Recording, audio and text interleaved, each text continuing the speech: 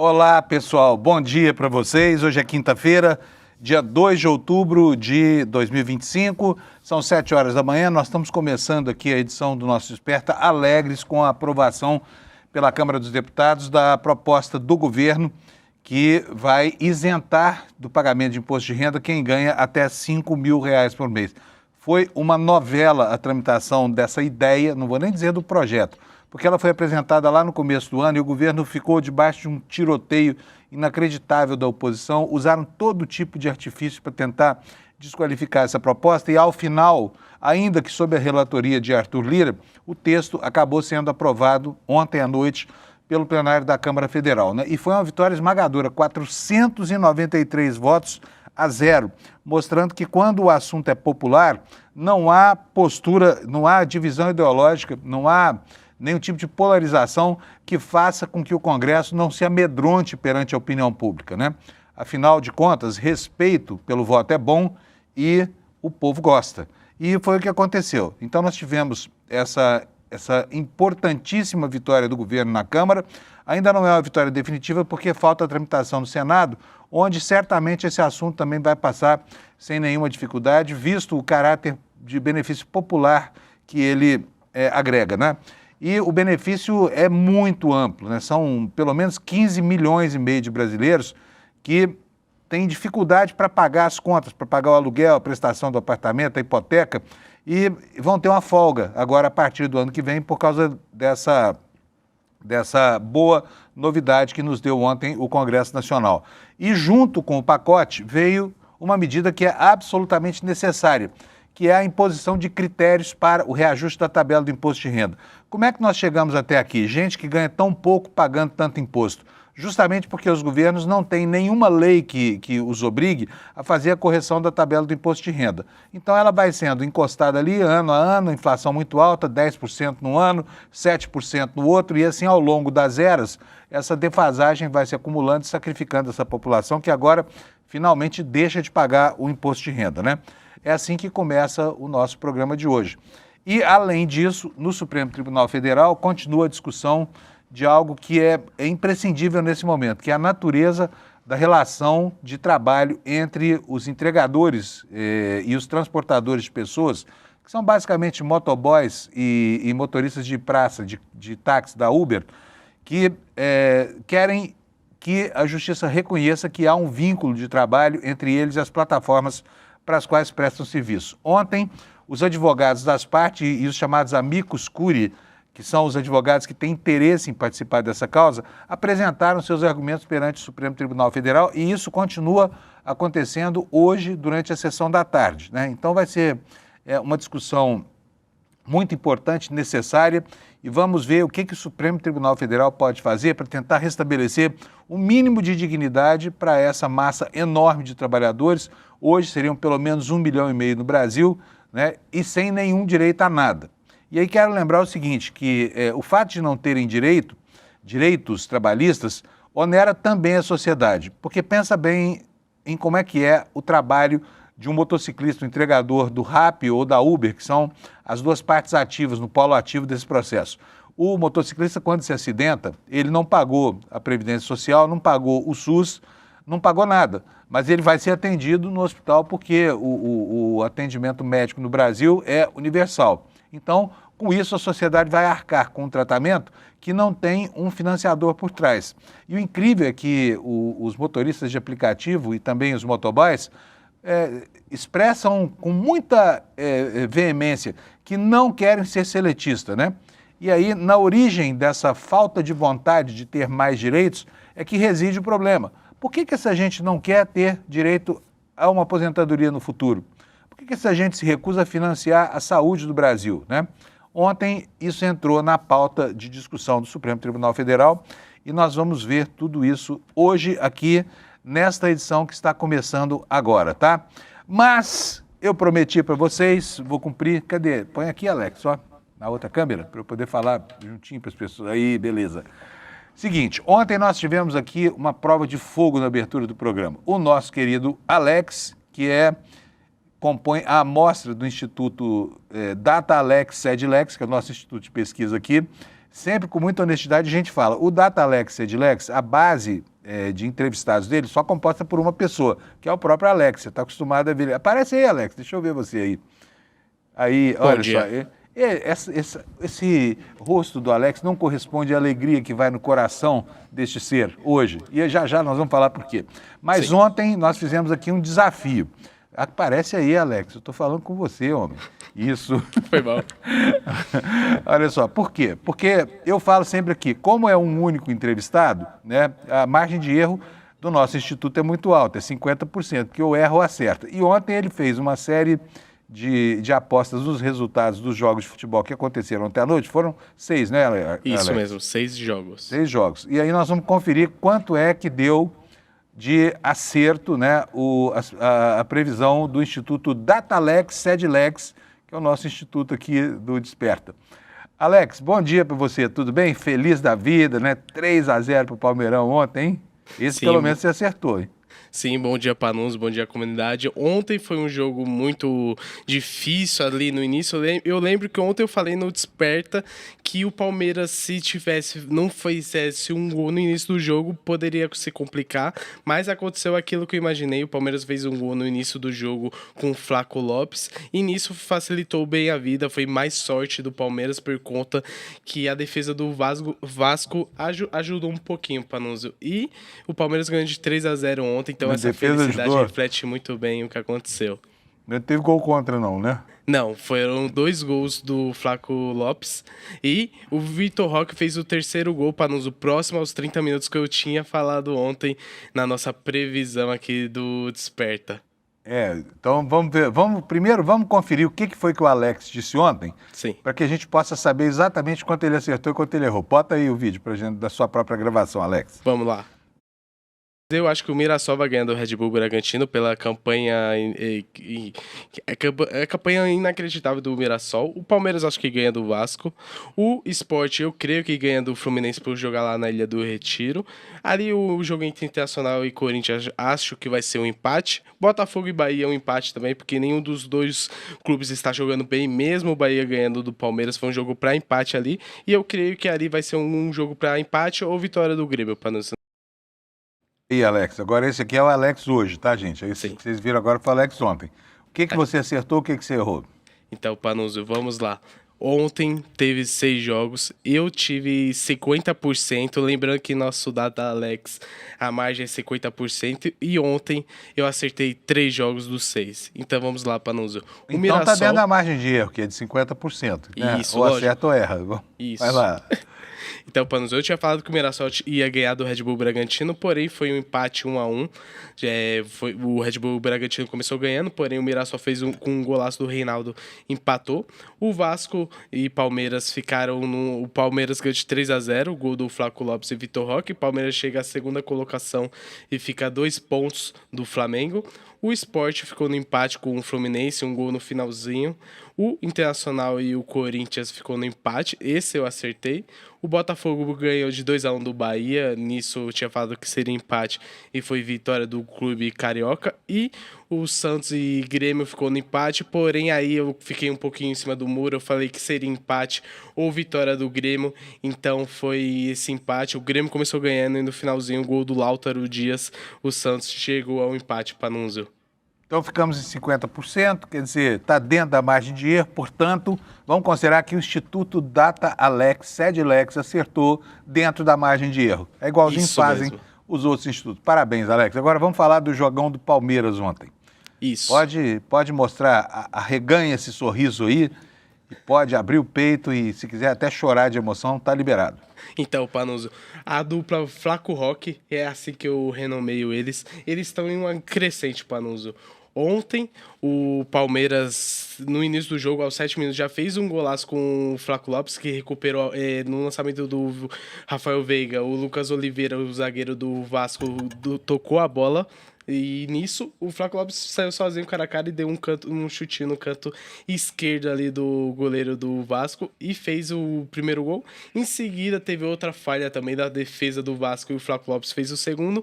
E após uma jogada do Andrés Pereira pro Flaco Lopes, que acionou o Vitor Roque brincou ali com o Paulo Henrique e fez o terceiro gol. Então, Panunzio, ontem eu comemorei bastante, eu fiquei feliz. E é isso. Agora a gente vai ter um adversário difícil, que será o São Paulo lá no Morumbi no domingo. Então eu vou ficar bem atento. Mas ontem eu saí feliz dessa vitória do Palmeiras, Panunzio. Muito bom, parabéns para os palmeirenses, então. E o jogo do Santos deu 1-1, empate com o Grêmio, que eu acho um resultado justo, mas eu vi o primeiro tempo desse jogo e achei que só deu Santos no primeiro tempo, né?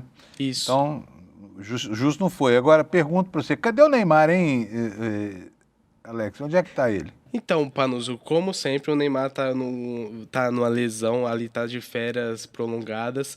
E lembrando que a previsão, assim, pro departamento médico é 12 semanas de recuperação, porém, o Santos tá dando uma estimativa de 8 semanas ali para recuperação, e nisso o Neymar mais uma vez deixou em mãos o Santos. Porém, o Santos, Panuso, após a troca de treinador, querendo ou não, tá jogando melhor. Então, mesmo sem o menino Ney, o Santos tá fazendo uma boa temporada, pelo que imaginava que ele ia disputar ali para não cair, Panuso. Menino Ney é uma coisa que não está muito correta, né? Porque ele já de menino não tem nada, é praticamente Sim. Um senhor já. Nosso adulto Ney. É, adulto, não sei se é adulto também. É um senhor que tem o comportamento de um menino, né? Isso mesmo. Bom, beleza, Alex. Então, parabéns, está aí dentro da margem de erro, obrigado. beleza. O problema é se tivesse errado mais de metade, porque aí estaria fora da nossa margem de erro de 50%. E por que é 50%, gente? Porque eu sei o que eu sempre falo aqui. 50% é ou você acerta ou você erra, né? Sim. Igualzinho qualquer instituto de pesquisa por aí. Sim, vamos nessa, Panuso. Muito obrigado. Vamos nessa. Vamos lá. Vamos lá, pessoal, começando então. Hoje nós gastamos um pouquinho mais de tempo com isso por causa dessa conferência aqui, mas você viu que é importante. Aqui a gente mata a cobra ou não mata, tendo matado a cobra ou não tendo matado a cobra, a gente mostra o porrete.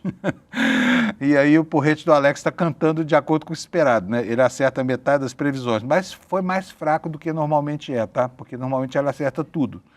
Vocês vão conferir isso comigo aqui nos próximos dias. Pessoal, meteorologia agora, na tela aí está o mapa do Brasil, vai chover em toda essa área oeste aqui, no sul, a partir do centro-oeste, né, do Mato Grosso do Sul, vindo aqui pela metade sul de São Paulo, que pode incluir a capital, onde tem 25% de chance de chuva hoje durante a tarde, e todo o sul do país. Está todo mundo aqui arriscado a ter chuvas hoje, né? E aqui no centro do Brasil, no coração, continua a baixa umidade relativa do ar, né? Vamos ver qual é a previsão do INMET para as temperaturas hoje. Em Porto Alegre, chuva isolada, máxima de 24. Em Florianópolis, máxima de 22. Nuvens, possibilidade alguma de chuva isolada. Curitiba, a mesma coisa, com máxima de 25 graus, portanto, a geladeira do Brasil está ficando quente, né? Em São Paulo, a máxima vai a 31, tempo nublado durante todo o dia.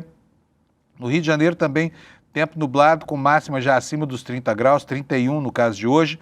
Em Vitória, poucas nuvens no céu claro hoje na maior parte do dia, 27 de máxima. Em Belo Horizonte, céu aberto com 31 graus de temperatura. Em Campo Grande, 35 graus, calorão, né? Pancadas de chuva e trovoadas isoladas. Em Goiânia e Brasília, mesma coisa, tá, gente? Céu claro para as duas. Ainda não é nesta semana que vai normalizar a chegada das chuvas, né? Goiânia vai a 37 graus nas horas mais quentes e Brasília a 31 graus, mais agradável por causa da altitude. Goiânia a 400 metros de altitude, Brasília a 1.000, 1.050 de altitude, tá? Vamos ver em Cuiabá. Cuiabá a temperatura vai chegar a 39 graus, em Porto Velho vai a 33, pancadas de chuva, a mesma coisa em Rio Branco, 33 graus, em Manaus 34, em Boa Vista muitas nuvens, pancadas de chuva e trovoadas, 36 graus, Macapá 33 de máxima, poucas nuvens e aqui começa o céu claro, aquele céu que até incomoda de tão azul que ele é, né? Com o horizonte empoeirado. Belém do Pará, 34 graus de máxima. Em São Luís do Maranhão, 33. Lá em Teresina, 39 graus. Em vigor o setembro obró. Em Fortaleza, muitas nuvens, 31 graus. Nas outras capitais, o tempo vai estar encoberto. Tá? Em Natal, com máxima de 29. Em Recife, de 28. Em Maceió, de 27. E em Aracaju, de 27 também. Aí vamos para Salvador. Salvador terá 27 graus na máxima, nublado, chuva isolada, e temos Palma, por último, poucas nuvens, gente. Lá em Palmas, hoje o dia vai ser horrível de quente, 40 graus de calor. Esta é a meteorologia para hoje, né? Um dia quente na maioria do país e chuvoso na fração mais a oeste. Agora vamos ver as manchetes do noticiário. E eu já antecipei para você que nós vamos tratar hoje com mais destaque de dois assuntos que são esse primeiro aqui, que está na manchete principal do nosso site, o iclnoticias.com.br. Isenção do IR, atualização da tabela, entra de última hora no texto final. Beleza, né? Quem diria isso, sabe? No fim do ano passado, quando começaram as articulações para a apresentação desse projeto, o governo foi apedrejado pela oposição, né? Pouca gente via a possibilidade de isso, enfim, gerar alguma consequência, mas gerou, tá aí, foram 493 votos na Câmara dos Deputados contra 0. Ninguém, nem oposição, nem PL, nem ninguém, né? Uma parte disso se deve à popularidade do projeto, porque afinal de contas são pelo menos 15 milhões e meio de pessoas beneficiadas, conta que pode ser ainda maior, né? Mas, enfim, conseguimos. Esse é um benefício inequívoco e isso aqui também será um ativo muito importante para a formação do capital eleitoral do Lula na próxima eleição, hein? Porque em 2026, a partir de janeiro, né, o trabalhador que ganha até R$5 mil vai sentir um alívio nas suas contas, né? E um alívio bom, tá?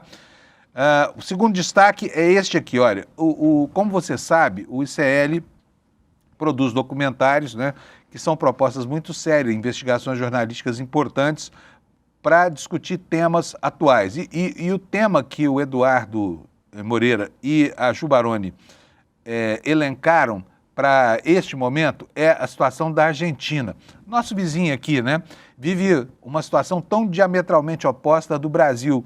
Lá eles têm um anarco-capitalista na presidência, que está lá às voltas com um plano de saneamento da economia que não funciona, apesar de tudo que foi feito por Milei, do arraso que ele provocou nas relações de trabalho, enfim, nos índices de trabalho, com a produção industrial, enfim, tudo errado naquele país, mas ele serve hoje como propaganda mundial da perspectiva da direita, né, do anarcocapitalismo. Então, o Eduardo foi até lá para investigar o que existe de verdade sobre isso. Milei, tão bem falado aí nas altas rodas da direita, será que o governo dele é isso tudo mesmo? Será que é tão ruim quanto diz a esquerda? E produziu o documentário Vai para a Argentina, Carajo. Ocorre que a gente, para que as pessoas saibam do que o ICL está fazendo, depende de fazer campanhas, que são campanhas publicitárias, nas nossas redes, no Google e também no Instagram. E olha, o Google e a Meta, tá? O Google, que é dono do YouTube, e a Meta, que é dono do Instagram, terminaram por censurar os anúncios desse documentário que vai ser exibido no próximo dia 9 aqui no ICL, tá? Sobre a Argentina. Por quê? Porque acham que é material político, tá? E tiraram do ar. E, curiosamente, quando a campanha publicitária que é feita suprime o nome do Milei, aí passa. Então, quer dizer, há um evidente trabalho aqui para tentar proteger esse expoente da direita nessas redes sociais, né? Daqui a pouquinho eu vou ler para vocês aqui como é que foi que isso aconteceu e o que foi que aconteceu e como é que isso nos afeta aqui no ICL, porque, afinal de contas, isso também é do seu interesse, tá? Bom, olha só, gente, o Thiago Santinelli fez uma piada sobre Charlie Kirk e o que aconteceu no país da liberdade de expressão, da suposta defesa da liberdade de expressão.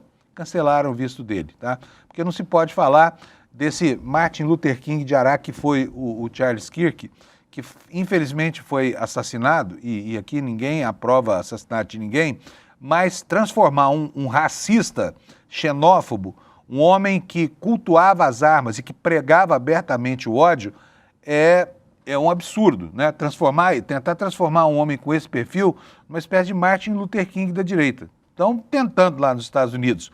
Como não vai por conta do clamor popular, que não acontece, o que ocorre é que o governo norte-americano vem com toda a força coativa, né, que está empregando para tentar se fazer prevalecer, tá?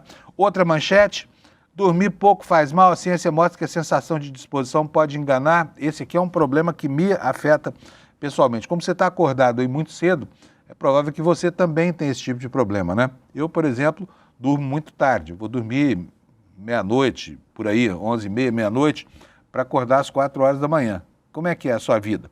Daqui a pouquinho a gente, se der tempo, vai explorar um pouquinho essa matéria aqui que está no ICL Notícias, mas se você quiser, você pode ir lá e abrir para ler quais são os prejuízos que uma noite mal dormida traz para a sua vida, tá bom? Tortura e racismo numa escola da Polícia Militar no Amazonas. É a manchete que a gente traz aqui para você. Problemas que deveriam ter sido sepultados pela humanidade lá em meados do século passado, ainda nos afligem, né? E justo aonde? E justo na escola dos nossos filhos, tá? Na Itália, o Talhaferro, ex-assessor de Moraes, que agora dedica a vida a detratar o ex-chefe, foi preso e depois foi liberado, mas saiu de lá com medidas cautelares para tentar impedir a fuga dele do país. A situação do Talhaferro não é boa, tá? Mas, de qualquer forma, a Itália não o prendeu, como fez, por exemplo, com a Carla Zambelli. Só para lembrar quem é Eduardo Talhaferro. Esse homem trabalhou, é um perito judicial, trabalhou com o ministro Alexandre de Moraes. Ele bateu na mulher, agrediu a mulher e foi demitido por isso, perdeu o emprego por isso. Ficou com ódio do Xandão e passou a detratá-lo aí por onde vai, fazendo uma campanha global alinhadíssimo com os próceres da extremíssima direita do Brasil, tá bom? A flotilha que tenta ingressar ou se aproximar de Gaza pelo oceano, obviamente, porque é uma flotilha, né? Foi interceptada, houve prisões e a situação dos 17 brasileiros que integram essa flotilha é algo que inspira agora preocupação, tá bom? Gente, tem aqui mais um destaque do Lula Costa Pinto, que está informando para a gente que o Flávio Dino vai dar um checkmate do orçamento secreto, já colocou data e hora para isso. Vai ser no dia 23 de outubro, né? Portanto, daqui a 21 dias, 3 semanas exatamente, às 9h30 da manhã. Daqui a pouco a gente fala sobre isso. Esses aí são os destaques que eu tenho para vocês na edição de hoje. E nós vamos começar pelo assunto importante do dia.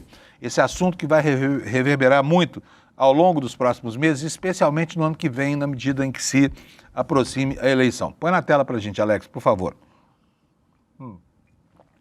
Tá aí. Isenção do imposto de renda, atualização da tabela, entra de última hora no texto final, que é uma ótima notícia para quem está na base da pirâmide fiscal e da pirâmide social também, por que não dizer, né? Matéria do Kleber Lourenço aqui no nosso site, iclnoticias.com.br, diz o seguinte: a votação do projeto que amplia a isenção do imposto de renda para até 5 mil mensais, aprovada por unanimidade na Câmara nesta quarta, foi marcada não apenas pela dimensão do benefício fiscal, mas também pela disputa política sobre o futuro da tabela do imposto de renda. O resultado desse embate foi a inclusão do artigo 6º, um dispositivo que obriga o Executivo a apresentar em até um ano um projeto de lei definindo uma política nacional de atualização de valores que compõem o imposto de renda da pessoa física. Trata-se de uma saída política encontrada após intensas negociações e quebra de acordos de bastidores. Durante a reunião de líderes que antecedeu a votação, nos conta aqui o Kleber Lourenço, havia sido acertado que a emenda da deputada Tabata Amaral, do PSB de São Paulo, que previa a correção automática da tabela pelo IPCA, seria votada em destaque, assim como a emenda do Partido Novo, que tratava do mesmo tema. No entanto, momentos antes de chegar ao plenário, Arthur Lira, relator da proposta, não cumpriu o que havia sido definido. A decisão surpreendeu parlamentares e gerou reclamações públicas. O deputado Gilson Marques, do Novo de Santa Catarina, que é vice-líder da minoria, levou o protesto ao microfone do plenário, denunciando a retirada do destaque que votaria a emenda do seu partido e o rompimento do acordo. O impasse não se limitou ao Novo. Um outro destaque, esse assinado pelo deputado Pedro Campos, do PSB de Pernambuco, em defesa da emenda de Tabata, ele também ficou ameaçado de não ser apreciado. Lá nos bastidores, Pedro chegou a iniciar uma articulação para coletar 51 assinaturas necessárias a fim de apresentar um recurso que obrigasse a votação, mas ao mesmo tempo ele buscava uma interlocução direta com Arthur Lira para tentar salvar o acordo que eles haviam feito lá previamente. A movimentação demonstrava a resistência da parte da base governista e do PSB em deixar o tema da atualização da tabela do imposto de renda ser enterrado de vez. Aí a leitura feita por Lira e por deputados próximos a ele era de que mesmo se o destaque fosse levado a voto, dificilmente encontraria a quantidade de votos necessária para ser aprovado. O próprio governo era contra a inclusão do destaque na votação e esse diagnóstico reduziu o incentivo para manter a votação do destaque no plenário.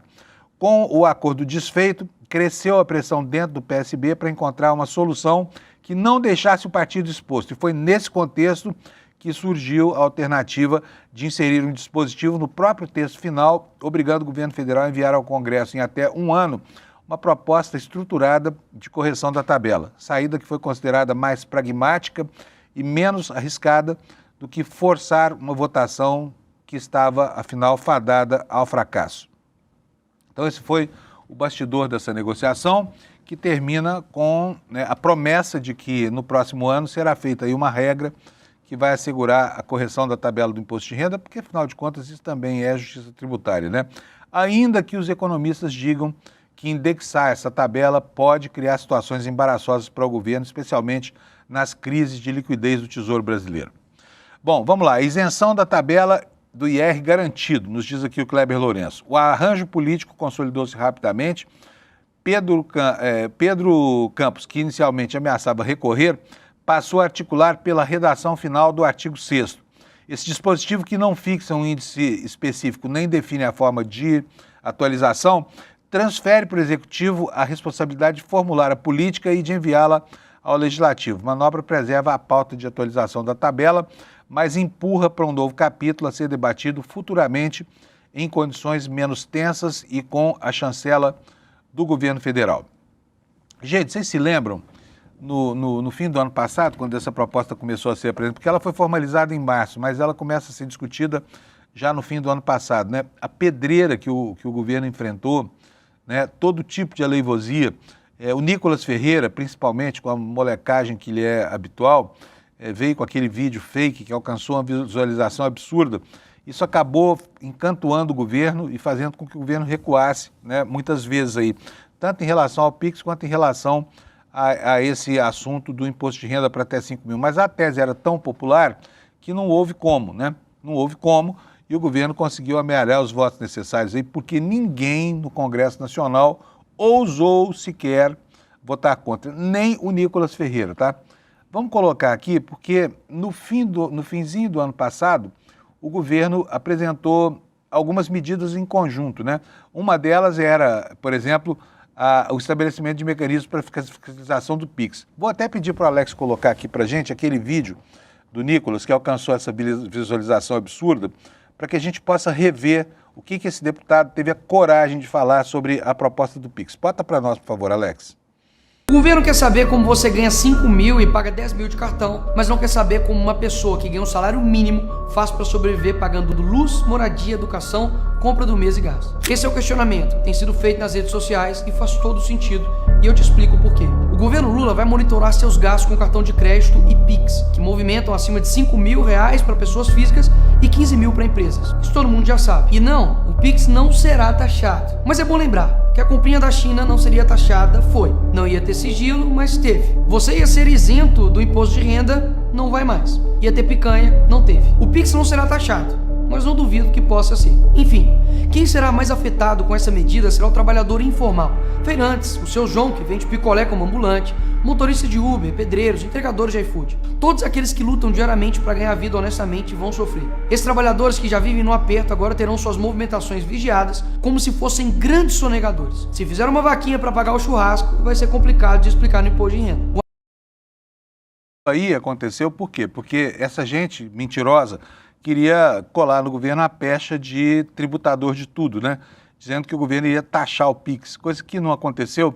E olha só como é que esse país nosso é engraçado. Eu estou colocando isso aqui para refrescar a memória de vocês, porque a gente vai esquecendo das coisas. A sucessão de assuntos importantes é tão grande, assim, tão rápida, que a gente acaba se perdendo, né, com relação ao que um dia foi a realidade. E isso aí que o Nicolas fez foi só para dizer que o governo queria taxar o PIX, criar mais taxas, taxar tudo, essa coisa toda. No fim das contas é o seguinte, o PIX precisava mesmo de mecanismos de checks and balances, né?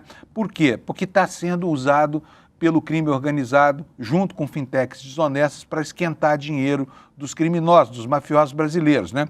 Então, essa mentirada toda, uma hora acaba gerando alguma consequência. Só que tem um momento, né, em que a Terra plana encontra a sua linha do Equador. Por quê? Porque ela não é plana nada.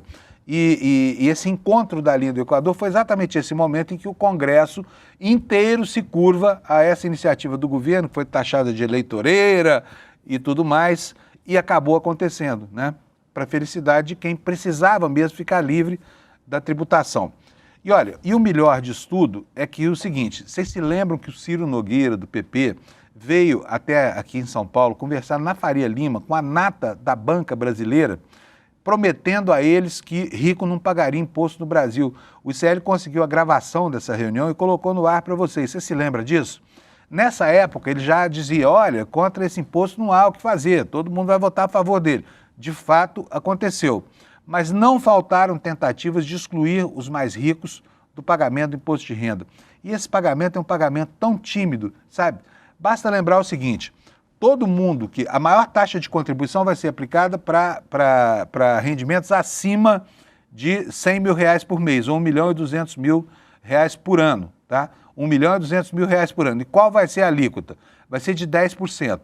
Pois o trabalhador que ganha 7 mil por mês no Brasil paga 27,5%. Portanto, embora tenha introduzido esse elemento de justiça tributária, que foi defendido pelo ministro Haddad, falta muito para a gente chegar à equidade, né? Ao momento em que esse magano, o rentista, esse parasita que vive de especular com papéis que não geram emprego, que não geram nada, não geram lucro para a sociedade, esse cara vai ter que pagar a mesma coisa que o trabalhador, pelo menos. Por que não? Né? Então, no dia seguinte, que é hoje, a aprovação dessa isenção do imposto de renda, é bom a gente já começar a criar uma força de pressão sobre o Congresso para que essa justiça fiscal ou tributária, como diz o ministro Haddad, possa ser integralmente aplicada, sabe?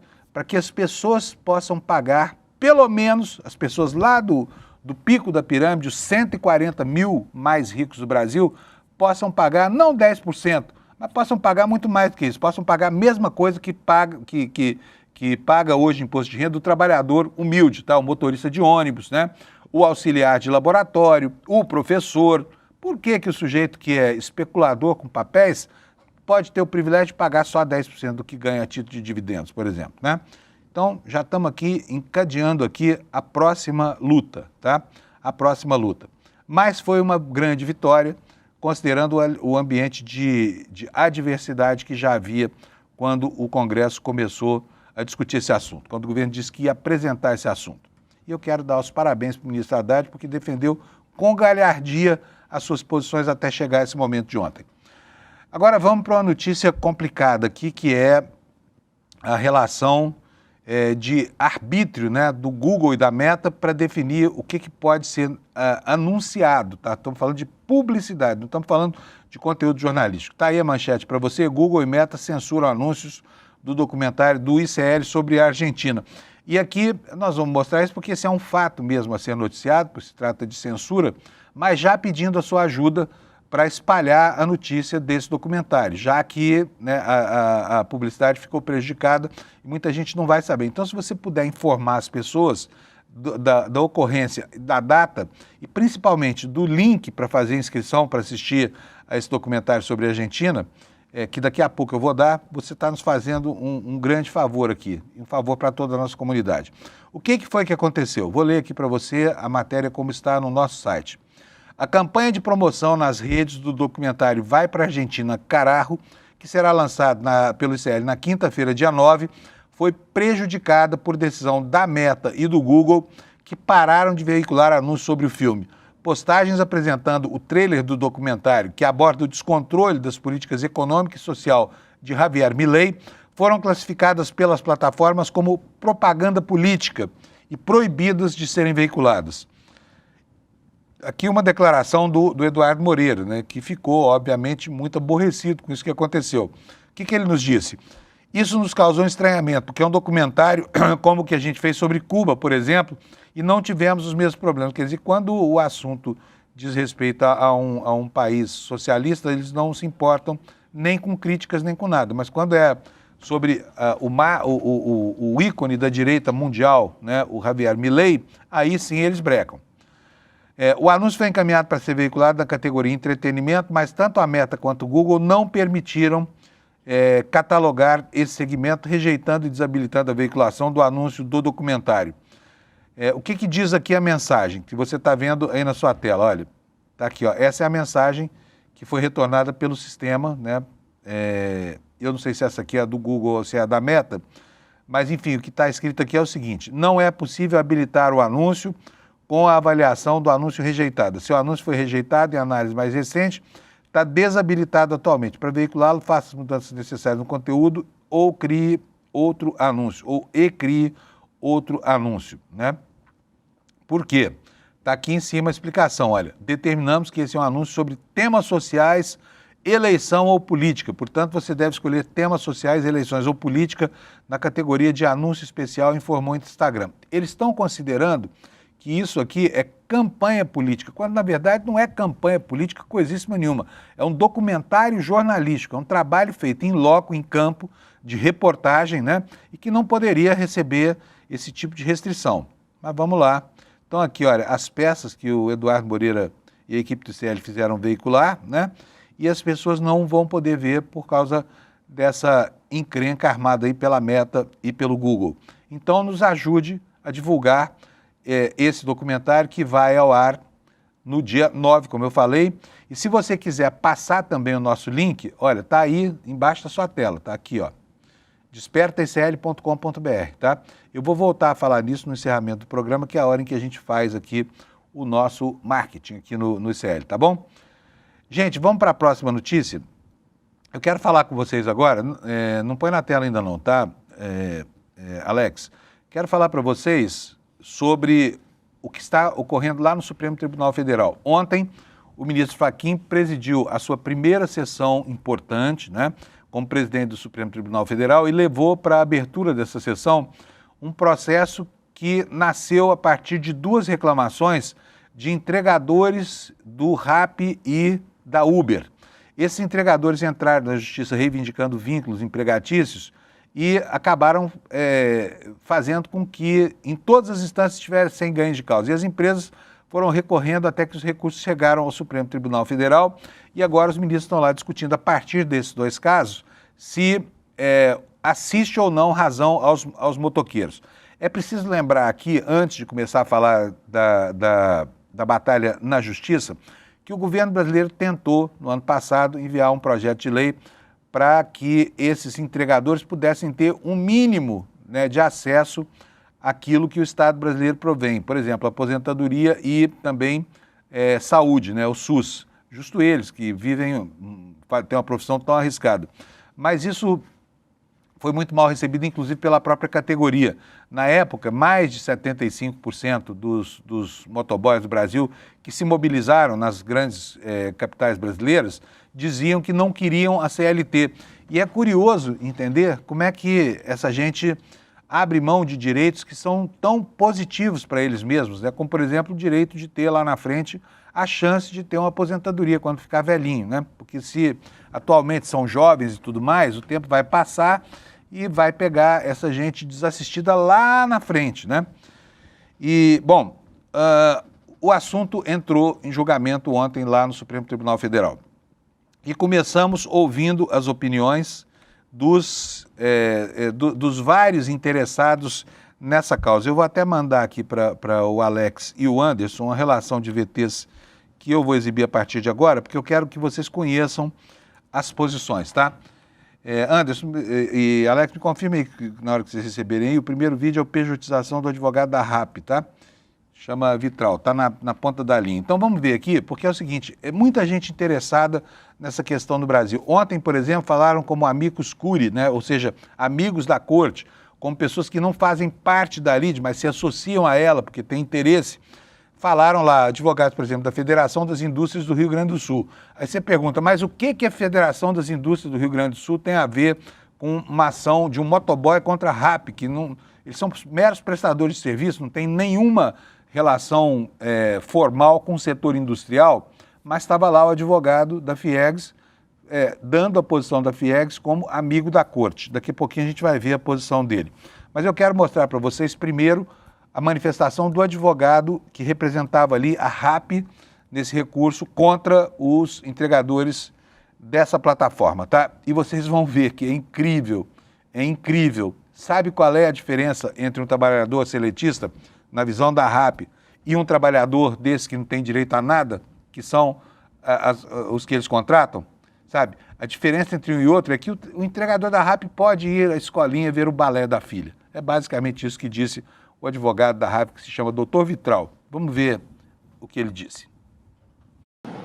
Diferentemente de um seletista, que cumpre uma jornada rígida e fiscalizada de, no mínimo, 8 horas diárias, sob tacão, sob a vigilância ferrenha do empregador, aqui esse trabalhador pode, num determinado momento, dizer: hoje é apresentação de balé da minha filha, da minha neta, lá na escolinha em que ela estuda. Eu vou lá assistir. E desliga o sistema. Hoje eu não quero trabalhar nessa plataforma. Eu vou trabalhar para a plataforma X, Y ou Z. É isso que eles querem. Eles querem autonomia. Tudo isso demonstra, e evidente que deve ser considerada, a vontade de quem presta esse tipo de serviço. E poder ir ver o balé da filha ou da netinha lá na escola, essa é a diferença. Mas é demais, né? Resumir o problema a isso, ainda que com apenas objetivos retóricos, é algo inacreditável. Mas aí tem também, como amicus curiae, né? Aí já esse que eu vou mostrar agora se associou ao processo, embora não esteja nos polos do processo, né? É o advogado da CUT que também se manifestou, mas trazendo uma visão oposta. Bota para nós, Alex, por favor. O que os trabalhadores querem, e muitas das vezes aparecem nessas pesquisas, ministro Barroso, é autonomia na fixação da sua jornada de trabalho. E isso a CLT, desde 2017, já prevê com a figura do contrato de emprego intermitente. Veja-se que a organização de trabalho e a remuneração do trabalhador intermitente, em muito pouco se distingue do que já historicamente aplicado à prestação de serviços de movimentação de mercadoria e trabalho avulso, inclusive o portuário.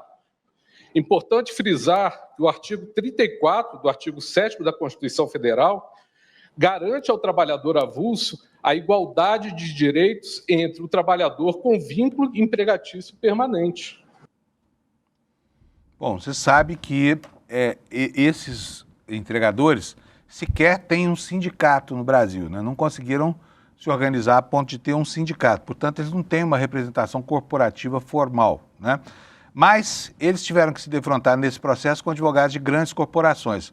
Eu até, quando vi esse advogado ontem fazendo sustentação oral na tribuna, fiquei aqui pensando comigo o que é que a Federação das Indústrias do Estado do Rio Grande do Sul, a famosa FIEGS, tem a ver com os entregadores de comida, né? Qual é o tipo de interesse? Mas o advogado da FIEGS falou ontem lá e explicou. Disse que é por uma questão ideológica, tá? Como vocês vão ver agora na manifestação dele. Roda para nós, por favor, Alex. A preocupação da FIEGS, enquanto amicus curiae, ela se dá no sentido de que o empresário, ele não desconhece e não deixa de defender, ministro Zanin, o valor social do trabalho, mas entende que, nos exatos termos da nossa Constituição Federal, esse valor tão importante, ele deve ser interpretado e analisado em conformidade com a livre iniciativa, com a liberdade econômica e, atualmente, como esse assunto que agora nos traz sobre esses trabalhadores em aplicativos. E a preocupação da Fiergs, ela se dá justamente no sentido de que decisões que possam tomar soluções já prontas e terminadas para um problema novo podem comprometer e muito o desenvolvimento de novos negócios, de outras plataformas, que está falando de plataformas de saúde, de educação, de finanças e de outros tantos tipos de serviços que podem ser por estes mecanismos propostos. E eu pediria vênia aqui ao ministro Barroso para trazer, ministro, um questionamento que... Bom, pois é, esse aí então, né, o advogado da Fiergs colocando a sua posição, diz que está lá interessado porque isso lá no futuro pode implicar diversas atividades aí, né, provavelmente produzidas da mesma forma, sem direitos trabalhistas, sem responsabilidade do empregador sobre o empregado, sem nada disso, em várias áreas do conhecimento, como você viu aí, né? Então, está explicado o interesse de natureza ideológica e comercial, tá bom? Gente, agora vamos ouvir aqui o advogado de uma das partes. Esse processo foi aberto lá atrás, na primeira instância, por dois entregadores, um deles da RAP. Agora vocês vão ouvir o advogado desse entregador que deu origem a essa demanda que o Supremo começa a resolver a partir de agora. Bota para nós, por favor, Alex. Quem estipula os valores a serem cobrados é a RAP, não é o entregador. O entregador, se ele recusar viagens seguidamente, como aqui parece que é uma disposição absolutamente tranquila, ele recebe sanções. Isso foi detectado na instrução processual. Sanções que podem chegar ao seu descadastramento, ao seu desligamento. Então, essa realidade de que não há uma subordinação, de que não há consequência aos atos praticados pelo empregado é absolutamente ilusória. Há uma avaliação constante dos próprios consumidores quanto à qualidade da prestação de serviço. Então, o trabalhador está constantemente sob pressão. E hoje, a própria CLT, no artigo 6º, prevê que meios tecnológicos e telemáticos são, sim, hábeis a determinar a gestão do trabalho nas empresas. Então, a subordinação algorítmica não é uma fantasia, ela é algo concreto que está no artigo 6º da CLT. Hoje, a subordinação não se dá no contato direto, olho no olho, entre patrão e empregado, entre chefe e subordinado. Se dá, sim, por meios tecnológicos. Pois é, vocês estão vendo aí, né? Quer dizer, o motorista do aplicativo é livre para não trabalhar se não quiser, né? Mas toma um gancho se começar a recusar trabalho demais, é o que disse o advogado aí, né? E se ele começar a não participar a miúde das entregas que a plataforma se propõe a fazer, ele acaba sofrendo punições. E a argumentação é de que isso estabelece um vínculo de subordinação que é necessário para a caracterização do vínculo de trabalho. Agora, uma curiosidade, durante esse processo, muitos foram os que argumentaram que a própria categoria não deseja ser seletista, não deseja uma relação de vínculo estável de trabalho, que prefere a liberdade dessa suposta condição de empresário sobre duas rodas do que todos os benefícios sociais que decorreriam de um vínculo formal dentro dos ditames da legislação trabalhista. E o ministro Luiz Roberto Barroso ontem interpelou esse advogado que você acabou de ouvir sobre essa questão que parece um paradoxo. Mas por que a categoria se recusa a aceitar a CLT, como se a CLT fosse uma mácula? Vamos ver o que disse o advogado na explicação sobre o que leva os entregadores dos aplicativos a rejeitarem a formalização do seu trabalho. Roda para nós, por favor, Alex. Eu gostaria de uma reflexão sobre esse ponto específico. Por qual razão a maioria não prefere o modelo que Vossa Senhoria diz que é o melhor? Nós hoje vivemos, Excelência, se me permite, eu serei muito breve, não quero me estender aqui. Nós vivemos um momento em que as redes sociais, e Vossas Excelências ensinaram a todo o país, pode causar desenganos, pode levar há compreensões muito distorcidas e deturpadas. Quando alguns de nós, às vezes, conversando com um filho em casa, escutamos ele dizer da ingenuidade de sua infância, eu não quero ser CLT, sem ter noção do que se trata, isso mostra o alcance e a deformação que muitas vezes a propaganda que é veiculada através dos meios de comunicação pode causar. Então, eu não quero dizer que os trabalhadores não tenham a autonomia de definir seus próprios destinos, mas percebam, são trabalhadores que não têm organização sindical sequer. A prevalecer o que defende aqui a RAP, serão autônomos destituídos de salário mínimo, de 13º, de licença maternidade, que poderão sofrer discriminações, inclusive, sem estarem com o manto da relação de emprego para que venha a se proteger, e não tem o sindicato. E, nesse sentido, é preciso dizer que o governo federal, inclusive, encaminhou um projeto de lei no sentido de assegurar alguns direitos, dentre eles o direito à organização sindical. Então, perceba, Excelência, eu creio que esse é um fator relevante, e longe de nós ignorarmos aquilo que eventualmente seja o desejo, mas não há como sequer nós termos uma conformação desse desejo em termos sociologicamente absolutos, até porque não há sindicalização. Muito obrigado. Obrigado, Vossa Senhoria. Esse julgamento continua hoje ouvindo os interessados, né, que se apresentaram como amicus curiae, amigos da corte, para falar sobre isso. E aqui é uma curiosidade, porque nós tivemos ontem a manifestação da AGU, né, o Jorge Messias falou, também fez a sua sustentação oral, e nós já conhecemos a posição da Procuradoria-Geral da República. Aí há uma oposição entre a AGU e a PGR, porque a PGR não quer o estabelecimento de vínculo nenhum. Já a AGU quer o estabelecimento de vínculos, como nos fundamentou ontem, ou fundamentou para a corte, o ministro Jorge Messias, e você vai ver agora como é que o governo entende esse problema. Roda, por favor, Alex. A proposta garante direitos básicos, regula tarifa e remuneração, impõe às empresas contribuições previdenciárias, ampliando a proteção social e a diversidade da base do financiamento da Previdência em benefício aos trabalhadores mais vulneráveis. Sintetizo.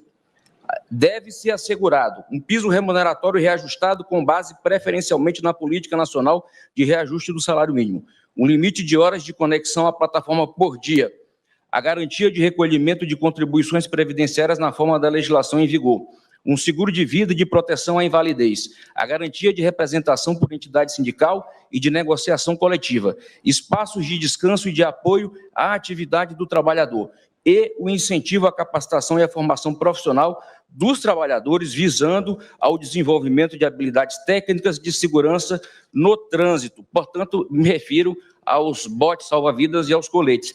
E aqui finalizo fazendo um apelo para que esta Suprema Corte firme, desde já, tese que assegure esses direitos aqui mínimos aos trabalhadores, mas que também apele ao legislador para que promova a regulamentação específica da matéria.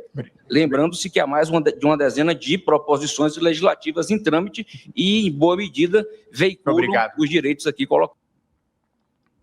Tá aí, você viu então o começo do julgamento, né, que aconteceu ontem, da chamada uberização do trabalho, né?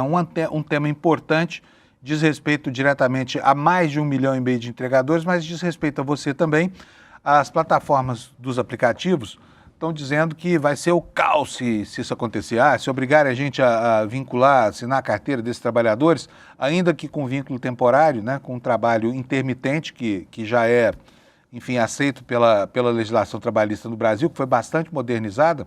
Eu diria até que ela foi violentada, né, no governo Temer, mas, enfim, a ocorrência de vínculo com trabalho intermitente pode muito bem, segundo algumas das partes que falaram ontem, ser utilizada para que essas empresas regulem ou formalizem a relação que tem com seus entregadores. Mas elas pintam o caos, né?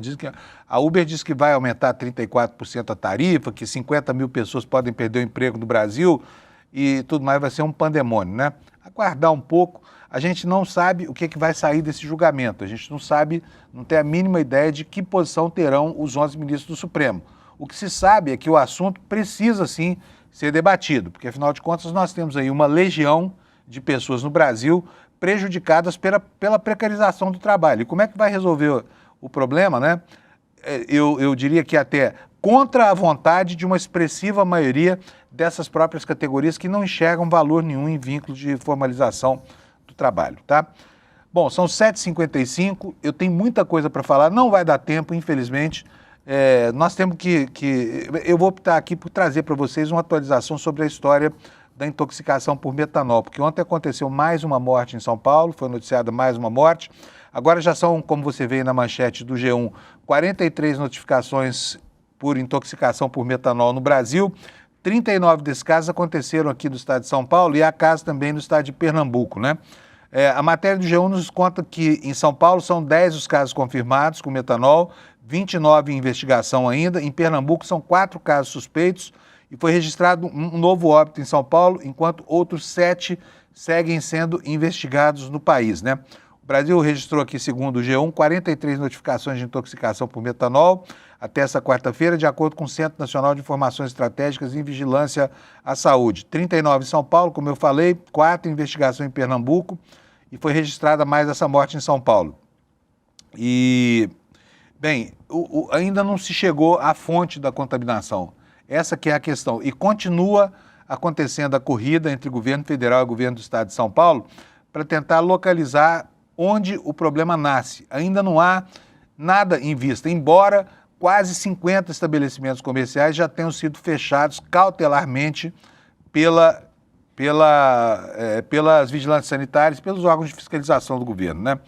Ainda sobre esse mosaico de informações, né, da nossa constelação de notícias aqui do nosso jornal de hoje, eu tenho que informar para vocês sobre o encontro do Donald Trump e do Lula. Hoje é quarta-feira, já faz, né, 1 semana e 2 dias que houve aquele encontro, aquela química que rolou lá em Nova York entre Trump e Lula, e até agora ainda não foi definido onde será o encontro. Mas hoje nós temos aqui uma informação no G1 também, dando conta de que a diplomacia brasileira está apostando que esse encontro vai acontecer no fim do mês, durante a cúpula na Malásia, né? E o que é que nos diz aqui a matéria rapidamente? Diplomatas ouvidos pela TV Globo afirmaram que há boa chance de um encontro entre Lula e Donald Trump acontecer durante a cúpula da Associação das Nações do Sudeste Asiático, que está prevista para o dia 26 de outubro lá na Malásia, do outro lado do planeta. O presidente Lula participará do encontro como convidado, apesar de ainda não estar confirmado oficialmente. A expectativa é de que Donald Trump também participe da cúpula. Alguns integrantes do governo brasileiro defendem que uma ligação poderia amaciar o terreno para um encontro mais proveitoso com Trump. O diálogo entre os dois presidentes vem sendo construído através de gestos e ações por parte das diplomacias do Brasil e dos Estados Unidos. E ainda a matéria do G1 informa que na última terça, o vice-presidente Geraldo Alckmin conversou por telefone com o secretário de Comércio dos Estados Unidos, o Howard Lutnick, e reforçou ao estadunidense que o Brasil está avaliando possíveis medidas de resposta ao tarifaço imposto pelos Estados Unidos, mas que a preferência do país é sempre pelo diálogo e pela negociação. Bom, não deu para falar sobre tudo, como não dá nunca, né? A gente sempre tem a ilusão de que vai terminar o roteiro inteiro aqui, mas infelizmente isso quase nunca acontece e hoje não aconteceu de novo. Então eu quero me despedir de você, antes só relembrar aqui do documentário que vai ser exibido no dia 9. Agora, a informação de que nós vamos ter esse evento aqui no ICL, né?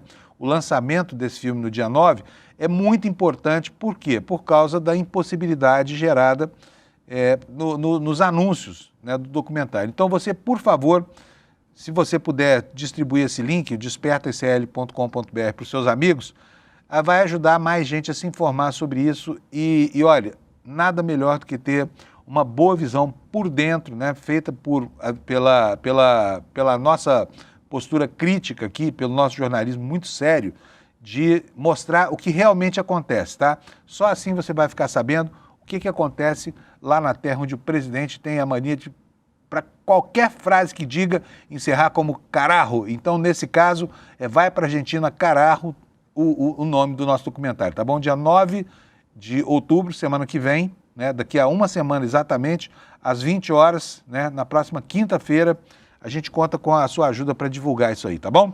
Obrigado por você, obrigado pela sua audiência. A gente volta amanhã às 7 da manhã para encerrar a semana. Tchau, até amanhã. Viva la libertad, carajo! Esse era o grito de guerra de Javier Milei para seus apoiadores. Um rugido de um anarcocapitalista de personalidade instável e autoritária, mas que para milhões de argentinos significou perder direitos, perder emprego, perder rendas, perder futuro. Eduardo Moreira foi então à Argentina investigar o que a mídia não mostra. E aí vem Vai pra Argentina, carajo! A verdade que precisa ser contada. É um filme continuação do premiado Vá para Cuba, Eduardo, que é sucesso internacional do ICL. A estreia de Vai pra Argentina, carajo, vai ser dia 9 de outubro, quinta-feira, às 8 da noite. Se eu fosse você, eu não perderia por nada. E é de graça. Até lá.